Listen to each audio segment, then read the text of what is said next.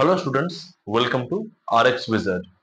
पिछले वाले वीडियो में हम लोग एक इंट्रोडक्शन दिए थे आपको अबाउट द ऑटोनॉमिक फार्माकोलॉजी और इसका जो बेसिक एनाटॉमी है वो थोड़ा सा आसान भाषा में आपको समझाने का कोशिश किए थे। इस वीडियो में आपको बताए थे कि हम लोग न्यूरोट्रांसमीटर के बारे में इन डिटेल समझेंगे with its biochemistry and it's functioning and how it is metabolised after the work after the desired effect. इस वीडियो होगा, ये वाला वीडियो सोनली एसिटाइल कोलिन के ऊपर होगा। ओके, कोलिनर्जिक सिस्टम का जो मेजर न्यूरोट्रांसमीटर है उसका एकदम डिटेल में हम लोग समझेंगे with chemical structures. So without any further delay, let's get started. चलिए अब शुरू करते हैं about the neurotransmitters of autonomic system. इस वीडियो के लिए हम लोग एसिटाइल कोलिन को चुने हैं।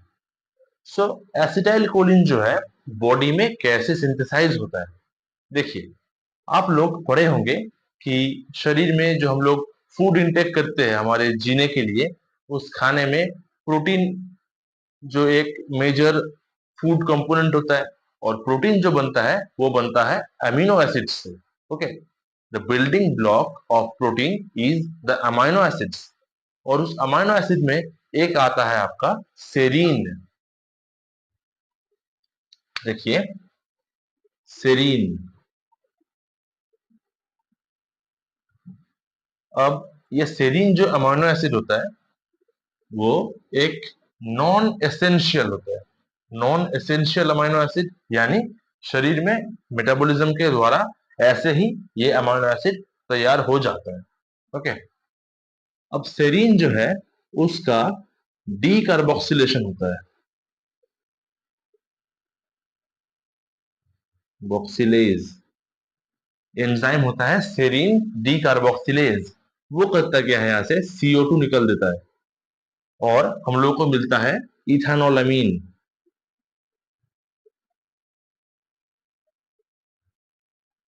ओके, सेरीन से आता है इथानोलामीन और इथानोलामीन से मिलता है हमारा कोलीन।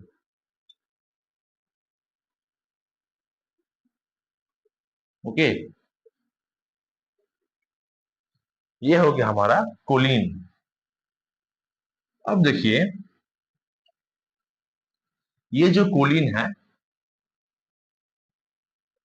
मान लीजिए ये एक न्यूरॉन प्री गैंग्लियोनिक, प्री, और यहाँ पे एक न्यूरॉन है पोस्ट गैंग्लियोनिक। ओके, ये वाला है पोस्ट। इसका बीच में जो गैप है इसको साइनैप्स कहते हैं, बताए थे आपको पहले ही। ये जो कोलिन हो गया ये इनसाइड द सेल मूव करता है। Okay, it is transported inside the cell. अब ये जो कोलिन है सेल के अंदर आ चुका है, और माइटोकॉन्ड्रिया में देखिए आप लोगों को पता होगा the power house of the cell is the mitochondria. Okay, ये जो माइटोकॉन्ड्रिया है, माइटोकॉन्ड्रिया का काम क्या होता है, ATP production. Okay, energy production ATP के फॉर्म में। ये बेसिकली जो होता है कार्बोहाइड्रेट का मेटाबॉलिज्म करता है, कार्बोहाइड्रेट का मेटाबॉलिज्म करके वो एटीपी जनरेट करता है। अब एक स्टेप होता है यहाँ पे, जो आप लोग ग्लूकोज इंटेक करते हैं या कोई भी स्टार्च या कार्बोहाइड्रेट इंटेक करते हैं, वो सबसे पहले ग्लाइकोलाइसिस के द्वारा जाता है। ग्लाइकोलाइसिस के कारण वो ग्लूकोज से बनता है आपका पायरुविक एसिड। ओके, थोड़ा सा आपको डिटेल में ही समझा देते हैं, रुकिए। ग्लूकोज जो होता है, ग्लूकोज से बनता है आपका पायरुविक एसिड।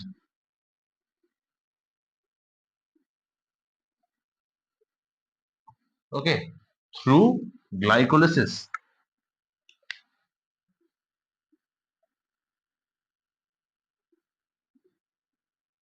ओके, इस प्रोसेस में भी थोड़ा बहुत एटीपी जनरेट होता है। नेक्स्ट होता है आपका पायरुविक एसिड से acetyl coenzyme A.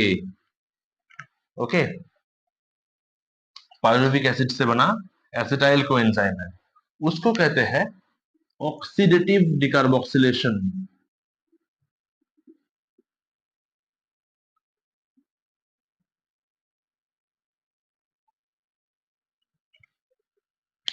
Pyruvic acid का ऑक्सीडेटिव डिकार्बोक्सिलेशन होने से वो बनता है एसिटाइल कोलिन। उसका स्ट्रक्चर ऐसा होता है।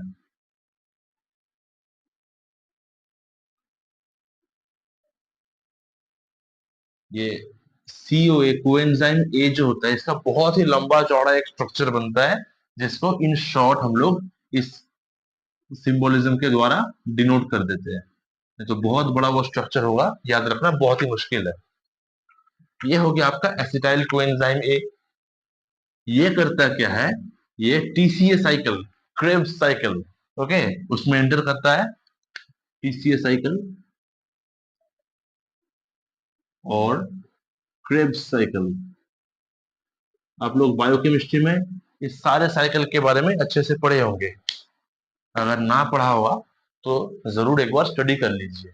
कुछ ज्यादा मुश्किल होता नहीं है, अच्छे से समझिएगा, ये आपको इजीली समझ आ जाएगा। ओके। सो इस एसिटाइल कोएंजाइम ए जब TCA साइकिल या क्रेब्स साइकिल जो भी आपका है एक ही है, उसमें एंटर करता है, एसिटाइल कोएंजाइम ए का मेटाबॉलिज्म होकर हम लोग को मिलता है ATP as a by product. Okay. So इस जो हमारा कोलिन है वो सेरीन से बनेगा। पहली बात, सेरीन जो है उसका डिकार्बोक्सिलेशन होकर बनेगा इथानोलामीन, और वहां से फर्दर हमें मिलेगा Colin.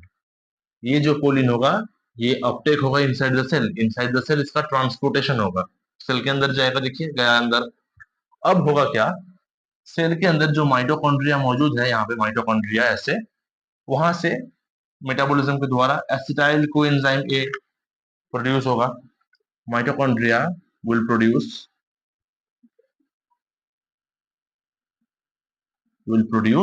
Acetyl coenzyme A.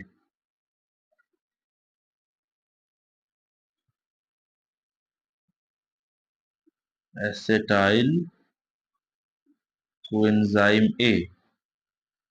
Okay.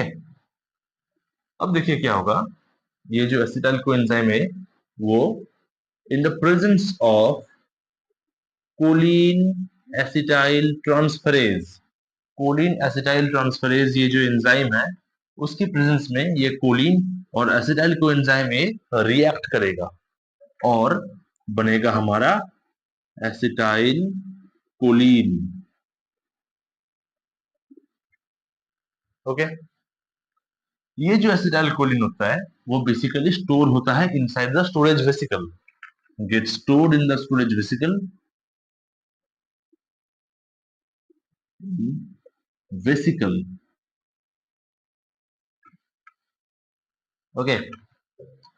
अब क्या होता है देखिए, जब एक्शन पोटेंशियल जनरेट होता है तब कैल्शियम का एंट्री होता है इनसाइड द सेल, कैल्शियम अंदर, कैल्शियम आयन सेल के अंदर आता है, और आने से क्या होता है, ये जो वेसिकल जो होता है वो फ्यूज होके एसिटाइल कोलिन निकल आता है। अभी दिखाएंगे आपको, चिंता मत कीजिएगा, यहाँ पे जस्ट आपको बेसिक केमिकल प्रोसेस क्या होता है वो दिखा रहे हैं। फिर ये जो हमारा सेल के अंदर क्या मामला होता है वो इन डिटेल समझाएंगे आपको। आप जस्ट पहले ये बायोकेमिकल प्रोसेस देख लीजिए कैसे क्या होता है।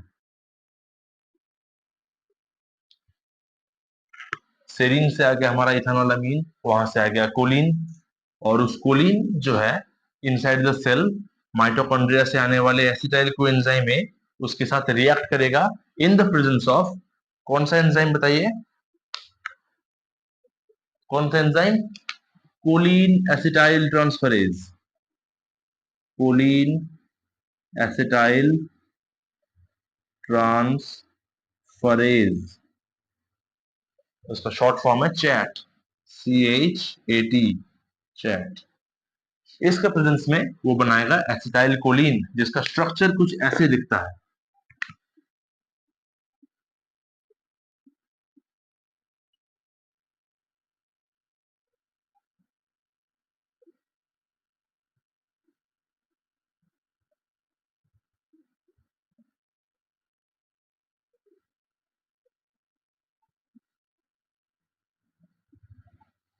नाइट्रोजन का बेसिकली वैलेंसी 3 होता है, ठीक है, लेकिन उसका जो लोन पेयर है वो डोनेट करके वो प्लस चार्ज यहाँ पे एक्यूमुलेट कर चुका।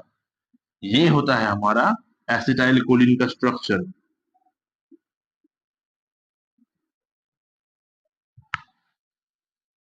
ओके।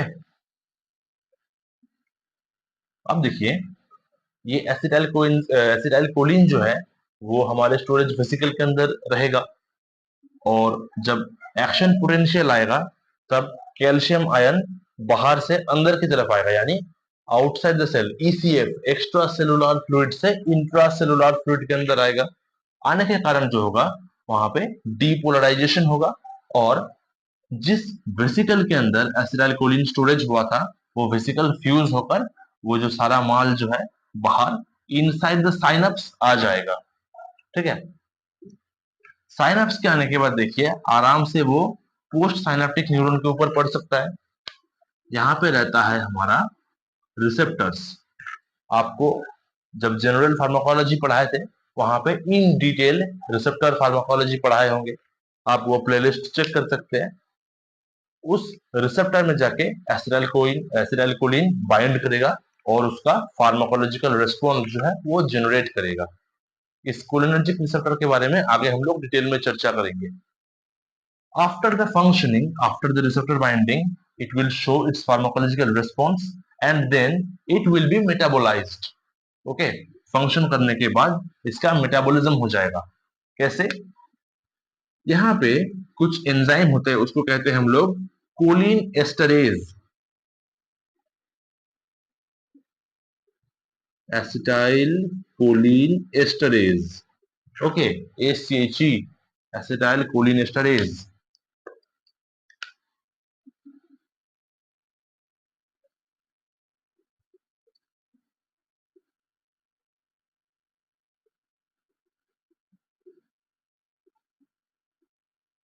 एसिटाइल कोलिन एस्टरेज वो करता क्या है, देखिए यहां से बॉन्ड को ब्रेक कर देगा। कैसे? ये बनाता है कि एसिटाइल कोलिन को ब्रेक करके acetic acid and choline, choline plus acetic acid. Okay, कैसे? ये वाला बॉन्ड ब्रेक होगा,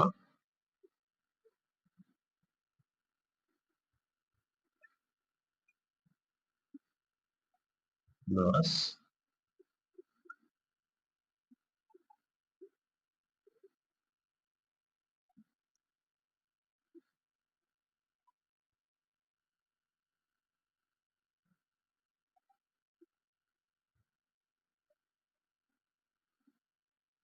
ये हो गया आपका कोलिन।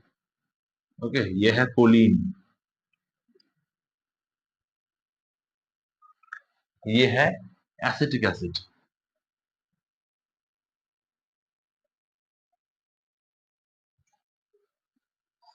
मजे की बात यह है, ये जो choline it is again recycled, यानी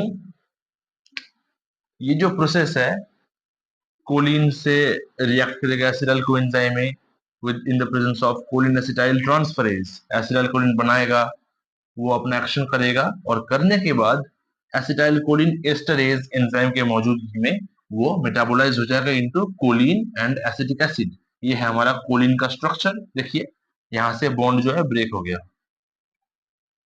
ठीक, ये जो कोलिन होता है फिर से रिसाइकल होगा इस प्रोसेस में। ऐसे ही सेरीन से हमारा तो बन रहा ही है, लेकिन उसी के साथ ये जो कोलिन है वो आगे आएगा, रिसाइकल होके ये जो साइकिल है फिर से चलाने लगेगा। ये जो पाथवे है वो कंटिन्यू होगा। Okay, this is the basic chemical, मतलब जो है understanding of how acetyl choline is biosynthesised inside the body and metabolised. अब देखिए यहाँ पे एक फैक्ट है। The fact is acetylcholine can not be used as a therapeutic agent. आप लोग एसिटाइलकोलिन को कोई टैबलेट या इंजेक्शन के फॉर्म में इनटेक कर नहीं सकते हैं। क्यों पता है? क्योंकि वो जो एसिटाइलकोलिन होता है वो after getting inside the body वो मेटाबोलाइज हो जाता है, बहुत जल्द मेटाबोलाइज हो जाता है। क्यों पता है? क्योंकि ये जो एसिटाइलकोलिन एस्टरेज एंजाइम है उसका मेजर टू टाइप्स होता है, acetyl choline esterase enzyme is mainly of two types. एक होता है ट्रू कोलिनेस्टरेज,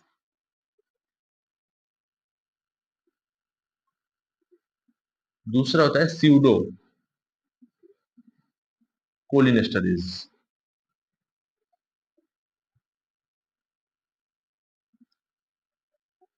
ओके, ये ट्रू कोलिनेस्टरेज रहता है हमारा साइनैप्स में। Okay, in the synapse.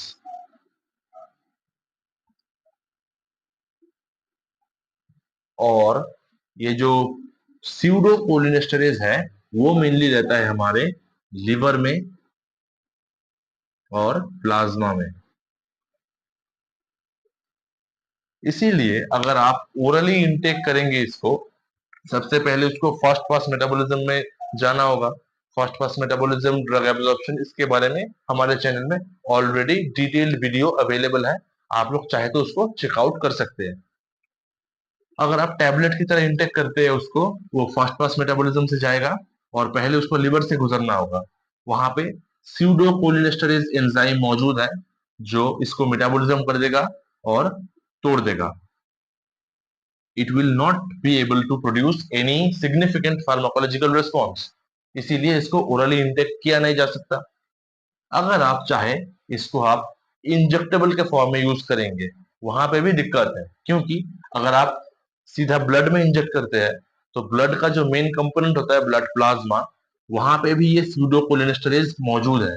सो आपका प्लाज्मा में भी जाके acetylcholine will be metabolised into Colin and acetic acid in an incredibly fast rate. बहुत जल्द ये जो रिएक्शन होगा बहुत जल्द कंडक्ट होगा और आपको कोई सिग्निफिकेंट फार्माकोलॉजिकल रिस्पॉन्स मिलने से पहले ही ये जो ड्रग है वो डिग्रेड कर जाएगा। इसीलिए हम लोग एसिटाइलकोलिन को as a therapeutic agent intake कर नहीं सकते। जितना हमारा न्यूरॉन से बनता है उतना ही हमारा बॉडी के लिए काफी है। अगर कभी भी जरूरत हो तो उसका स्ट्रक्चर में कुछ बदलाव लाकर हम लोग मॉडिफाइड जो ड्रग्स अवेलेबल है, बेथानिकोल, कार्बाकोल, मेथाकोलिन, आप लोग मेडिसिनल केमिस्ट्री में पढ़ेंगे ये सब। ये जो ड्रग्स बनता है एसिटाइलकोलिन को मॉडिफाई करके, इसका स्ट्रक्चर एक्टिविटी रिलेशनशिप उसको पता करके मॉडिफाई करने के बाद जो स्ट्रक्चर्स मिलता है हम लोग को, ड्रग का स्ट्रक्चर, वो हम लोग थेरेप्यूटिकली यूज कर सकते हैं बट नॉट एसिटाइलकोलिन, जिसका रीजन हम यहाँ पे आपको बता दिए। This was all about the chemical structure and the chemical pathway of how acetylcholine is synthesized inside the body and how it is metabolized. आगे कुछ ही देर में हम लोग समझेंगे कि इनसाइड द साइनैप्स ये खेल कैसे होता है। अभी देखिए, inside the cell, inside the neuron कैसे यह कारनामा होता है पूरा, यहाँ पे हम लोग डायग्राम के द्वारा समझेंगे। गौर कीजिए। मान लीजिए ये हमारा प्री गैंग्लियोनिक न्यूरॉन है। ओके, थोड़ा बड़ा करके ड्रॉ करते हैं क्योंकि आपको समझने में आसानी होगा।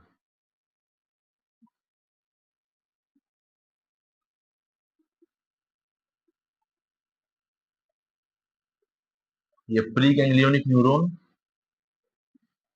यहाँ पे साइनेप्टिक क्लेफ्ट जो गैप है उसके नीचे पोस्ट गैंग्लियोनिक न्यूरॉन।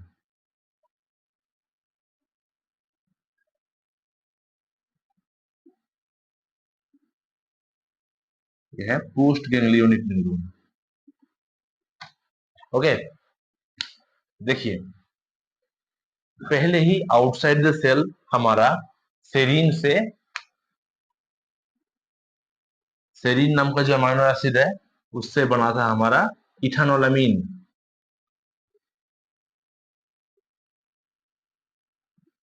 और उस इथानोलामीन से बना था हमारा कोलीन।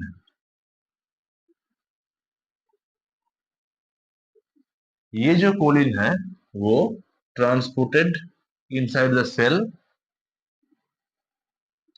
CH के द्वारा डिनोट करते हैं इसको।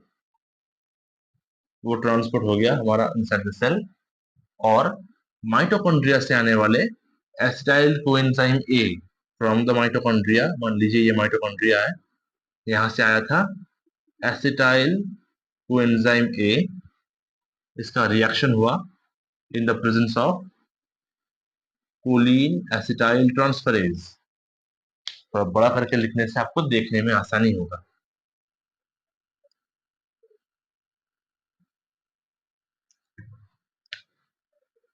ये कोलिन जो है यहाँ पे आ गया, माइटोकॉन्ड्रिया से आया था। ये जो मान लीजिए माइटोकॉन्ड्रिया है, यहाँ से आया था एसिटाइल कोएंजाइम ए। इन दोनों का रिएक्शन हुआ in the presence of choline acetyl transferase, और हमारा तैयार हुआ एसिटाइल कोलिन। ओके,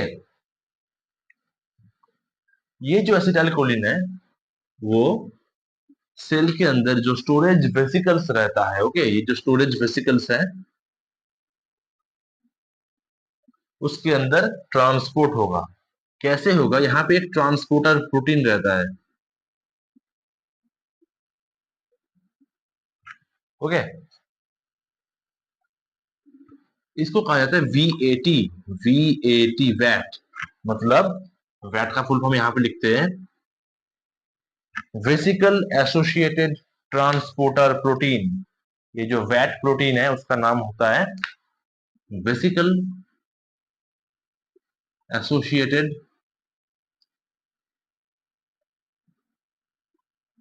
ट्रांसपोर्टर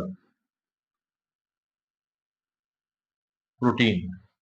ये जो ट्रांसपोर्टर प्रोटीन है वो हेल्प करता है एसिटाइल कोलिन को इनसाइड द स्टोरेज वेसिकल लाने का। क्लियर? अब देखिए, ये जो वेसिकल बना हमारा, वो बेसिकली डबल लेयर होता है। ओके, डबल लेयर होता है, और उसके ऊपर कुछ स्ट्रक्चरल प्रोटीन हमें देखने को मिलता है।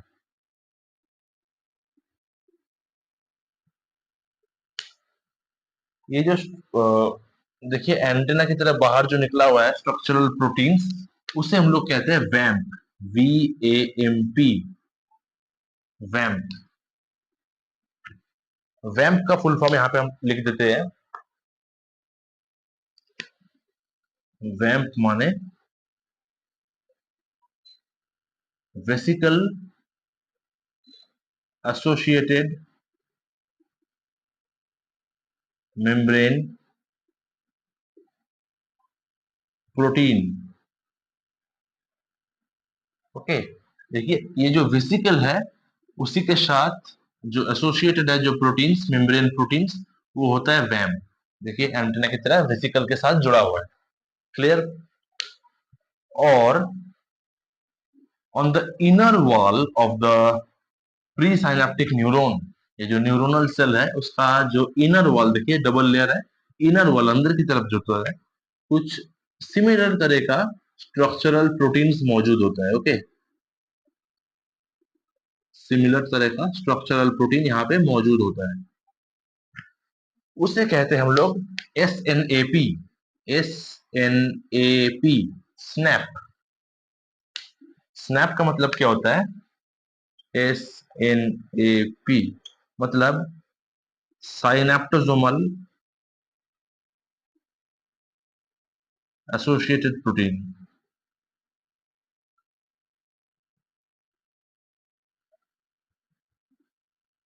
साइनेप्टोसोमल नर्व एसोसिएटेड प्रोटीन। वेसिकल के साथ जुड़ा हुआ जो प्रोटीन्स है उसे कहते हैं वैम्प, वेसिकल एसोसिएटेड प्रोटीन। और ये जो इनर वॉल है inside the pre ganglionic neuron, उसका जो वॉल उसके अंदर जो होता है स्नैप, साइनेप्टोसोमल नर्व एसोसिएटेड प्रोटीन। अब कोई दिक्कत नहीं है, यहाँ पे बहुत सारे स्टोरेज वेसिकल्स में ऐसे हमारा एसिटाइलकोलिन स्टोरेज हुआ है, सभी के अंदर ऐसे हमारा वैम्प मौजूद है। ऐसे बहुत सारे स्टोरेज वेसिकल बनेगा, वहां पे एसिटाइलकोलिन मौजूद है।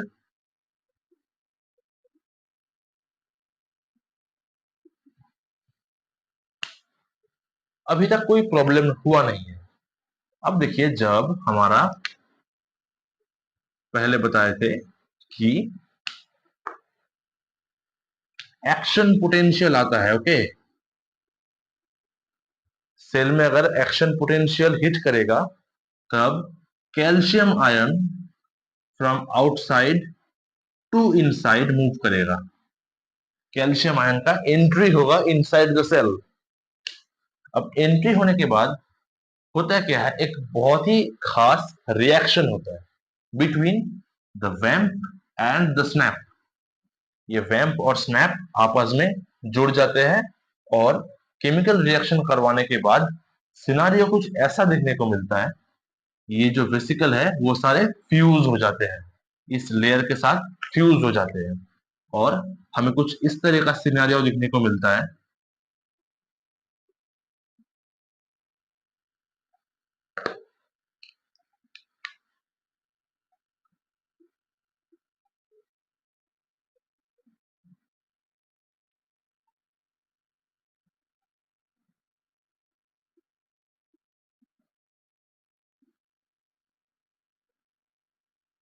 ओके, मतलब वैम्प और स्नैप आपस में जुड़ गया और फ्यूज कर गए।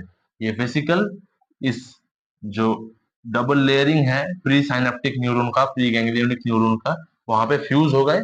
फ्यूज होने के बाद इसका जो कंटेंट है, देखिए इसके अंदर जो एसिटाइलकोलिन भरा हुआ था वो बाहर आके निकल गया। The acetylcholine is coming from the vesicular structure to the synaptic cleft. देखिए साइनेप्स के बाहर, साइनेप्स के अंदर जो स्पेस है वहां पे आ गया वो एसिटाइलकोलिन, यहाँ पे अब मौजूद है। देखिए यहाँ से निकल के बाहर आ गया वो। अब यहाँ पे कुछ रिसेप्टर होते हैं, आपको पहले बताए थे कि कोलिनर्जिक रिसेप्टर्स जो है वह यहाँ पे मौजूद होते हैं, जिसके बारे में डिटेल आगे आने वाले वीडियोस में हम लोग चर्चा करेंगे। ये जो कोलिनर्जिक रिसेप्टर होता है, कोलिनर्जिक रिसेप्टर, वहां पर जाके एसिटाइलकोलिन बाइंड करता है और अपना फार्माकोलॉजिकल एक्शन शो करता है। अब देखिए यहाँ पे आपके मन में एक क्वेश्चन आ गया होगा कि एसिटाइलकोलिन कितना निकलेगा। ऐसा की होता है कि मतलब जितना स्टोरेज वेसिकल है सारा एसिटाइलकोलिन एक बार में निकल जाता है, पूरा खाली हो जाता है स्टोरेज। वैसा कुछ होता नहीं है। एक ऑप्टिमम कंसेंट्रेशन का अगर एसिटाइलकोलिन बाहर निकला तब करता क्या है, वो जाके यहाँ पे एक बटन होता है। ओके, प्री गैंग्लियोनिक न्यूरॉन में एक बटन होता है जिसे हम लोग कहते हैं ऑटो रिसेप्टर। ऑटो रिसेप्टर जब ऑप्टिमम मात्रा में जाकर एसिटाइलकोलिन रिलीज होगा तब वो एसिटाइलकोलिन बाइंड करेगा टू दिस ऑटो रिसेप्टर। यहाँ पे कोलिनर्जिक रिसेप्टर में तो बाइंड करेगा ही, उसी के साथ ऑप्टिमम कंसेंट्रेशन का एसिटाइलकोलिन निकल के यहाँ पे भी बाइंड करेगा। ऑटो रिसेप्टर को दबाने से क्या होगा, इस सेल को समझ आ जाएगा कि enough amount of acetylcholine has been already released, ज्यादा और निकालने का जरूरत नहीं है। तब क्या होगा, एसिटाइलकोलिन का रिलीज बंद हो जाएगा। Okay, this is the auto regulation. So यहाँ पे रिसेप्टर बाइंडिंग करने के बाद वो अपना फार्माकोलॉजिकल रिस्पॉन्स शो कर चुका है। करवाने के बाद क्या होगा, देखिए इस साइनेप्टिक क्लेफ्ट में मौजूद है हमारा एक एंजाइम एसिटाइल कोलिन एस्टरेज। कौन सा वाला आप लोग कमेंट में लिखिएगा, ट्रू एसिटाइल कोलिन एस्टरेज या स्यूडो एसिटाइल कोलिन एस्टरेज। कौन सा एंजाइम, कौन सा सब टाइप हमारा इस साइनेप्टिक क्लेफ्ट के अंदर मौजूद होता है। ओके, सो एसिटाइल कोलिन एस्टरेज करता क्या है, इसको ब्रेक डाउन करता है into Colin and acetic acid, और ये जो कोलिन है फिर से हमारा रिसाइकल हो जाता है। So this was the scenario happening inside the neurons, preganglionic and postganglionic neuron. So I hope ये जो कंसेप्ट है आपको अच्छे से समझ आ गया होगा। आगे आने वाले वीडियो में हम लोग सेम इसी तरह से केमिकल स्ट्रक्चर और डायग्राम की हेल्प से हम लोग आपको एड्रेनालिन और नॉर एड्रेनालिन का बायोसिंथेसिस, उसका फार्माकोलॉजिकल एक्शन, कैसे वो रिस्पॉन्स शो करता है, और उसका मेटाबॉलिज्म, इसको इन डिटेल आपको समझा देंगे। यहाँ पे ये वीडियो खत्म होता है। Thank you for watching this video. ये वीडियो आपको कैसा लगा, please let me know in the comment section. अगर आपका कोई सजेशन हो, उसे भी आप कमेंट सेक्शन में जरूर लिखिएगा। अगर वीडियो आपको हेल्पफुल लगा हो, जरूर इसे एक लाइक करना और अपने दोस्तों के साथ इसको शेयर करना मत भूलिएगा। See you in the next video. Thank you.